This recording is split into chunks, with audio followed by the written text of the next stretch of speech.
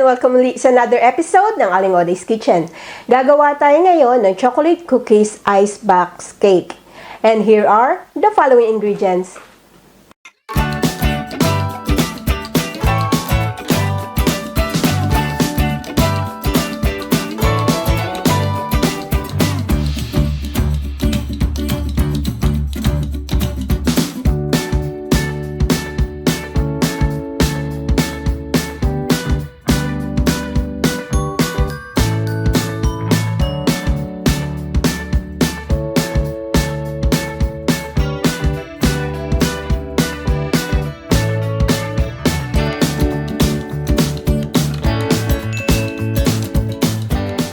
Ang ating first step, ilalagay na natin yung double cream or thick cream sa ating bowl.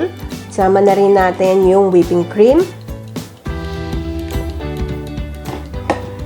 Yung ating icing sugar.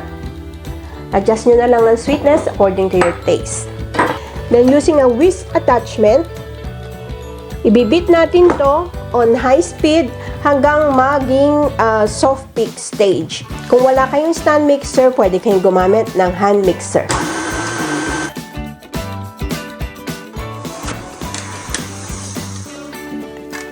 Ayan.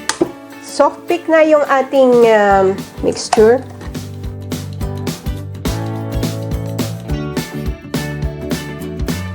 Mag-scoop lang ako ng konti. About 1 cup. Pang piping lang natin.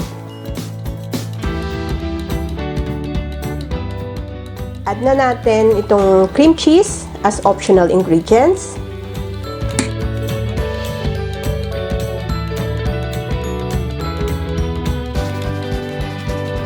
Cocoa powder.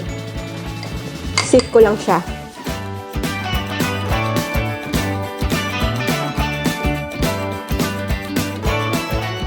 Mix uli natin siya on low speed hanggang ma-incorporate lang yung ating cream cheese at saka yung ating cocoa powder.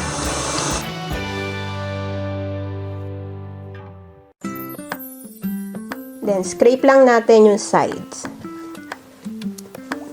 hanggang sa ilalim.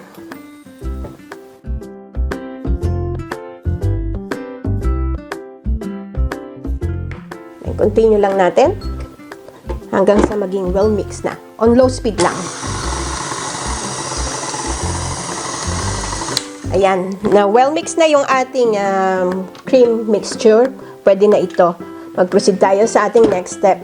Kung halimbawang mainit ang inyong kitchen o mainit ang temperature sa inyong kitchen, ilagay nyo muna to sa fridge for about 15 minutes to cool down. Para sa ating next step, dito sa prepared pan natin, ihilera natin yung cookies around it.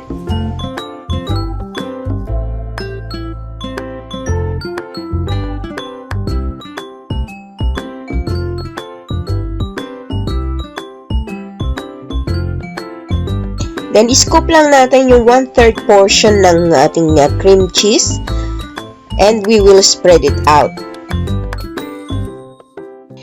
Make sure na even yung pag-i-spread nyo ng mixture. Ayan, natapos na yung first layer. Ulitin lang natin yung procedure para sa second layer. Maglagay ulit tayo ng chocolate cookies on top.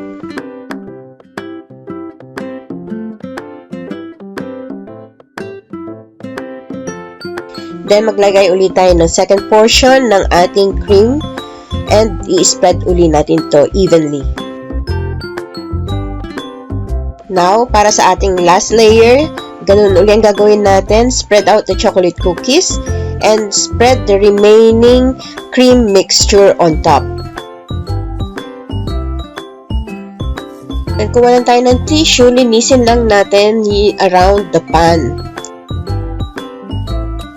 And takpan lang natin ito, ililive natin to sa fridge overnight. Ito na yung ating cake na nalive natin overnight sa fridge. Kung walang tayo ng knife, ilulusan lang natin ito around it, around the cake. Then, i-release natin yung pan.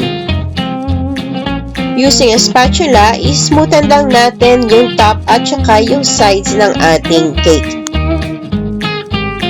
Sprinkle natin yung chocolate sprinkles on top. Mas marami, mas masarap.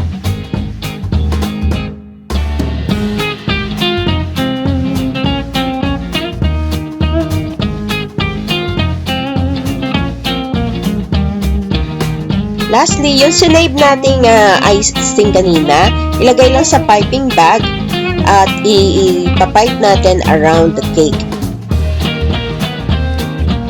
Pwede na natin itong slice for serving. As an optional ingredients, pwede din kayo mag-drizzle ng chocolate syrup on top. Ito na ang ating no-bake chocolate cookies icebox cake. Sana magustuhan nyo itong recipe na ito and share it with your friends. Don't forget to give us a thumbs up and subscribe to my channel. Ako po si Aling Oday. Magkita-kita ulit tayo sa aking susunod na video. Salamat! Bye! Please follow me on my Facebook page, Twitter, and Instagram.